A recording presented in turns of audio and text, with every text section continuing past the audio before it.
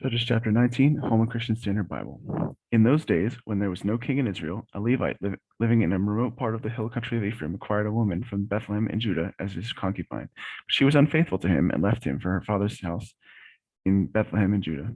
She was there for a period of 4 months. Then her husband got up and went after her to speak kindly to her to bring her back. He and his servant with him and a pair of donkeys.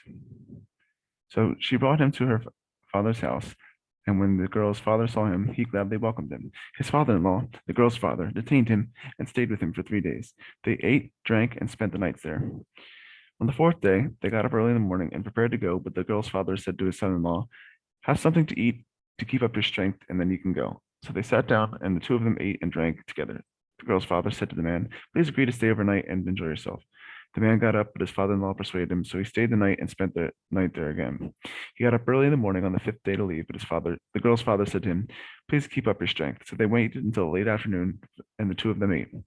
The man got up to go with his concubine and his servant. When his father-in-law, the girl's father, said to him, "Look, night is coming. Please spend the night. See, the day is almost over. Spend the night here, enjoy yourself, and then you can get back up early tomorrow for your journey and go home."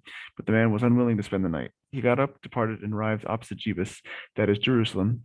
The man had his two saddled donkeys on his concubine with him. When they were near Jebus and the day was almost gone, the servant said to his master, "Please, why not let us stop at this Jebusite city and spend the night there?"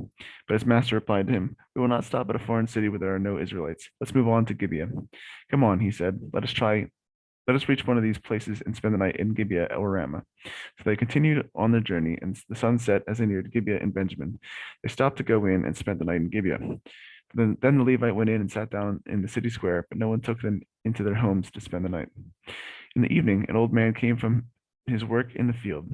He was from the hill country of Ephraim, but he was residing in Gibeah, and the men of that place were Benjaminites. When he looked up and saw the traveler in the city square, the old man asked, "Where are you going, and where did you come from?" He answered him, "We're traveling from Bethlehem in Judah to the remote hill country of Ephraim, where I am from. I went to Bethlehem in Judah, and now I'm going to the house of the Lord. No one has taken me into his home. Although we have both straw and feed for our donkeys, and bread and wine for me, your female servant, and the young man with your servant. There's nothing we lack." "Peace to you," said the old man. "I'll take care of everything you need. Only don't spend the night in the square." So he brought him into his house and fed the donkey. Then they watched their feet and ate and drank. While they were enjoying themselves, all of a sudden, perverted men of the city surrounded the house and beat on the door. They said to the old man, who was the owner of the house, "Bring out the man who came to your house so we can have sex with him." The owner of the house went out and said to them, "No, don't do this evil, my brothers. After all, this man has come into my house. Don't do this horrible thing. Here, let me bring out my virgin daughter and the man's concubine now. Use them and do whatever you want to them, but don't do this horrible thing on this man." The men would not listen to him, so the man seized his concubine and took her outside to them. They raped her and abused her all night until morning. At daybreak, they let her go. Early that morning, the woman made her way back, and as it was getting light, she collapsed at the doorway of the man's house where her master was. When her master got up in the morning, he opened the doors of the house and went out to leave on his journey. There was a woman, his concubine, collapsed near the doorway of the house with her hands on the threshold.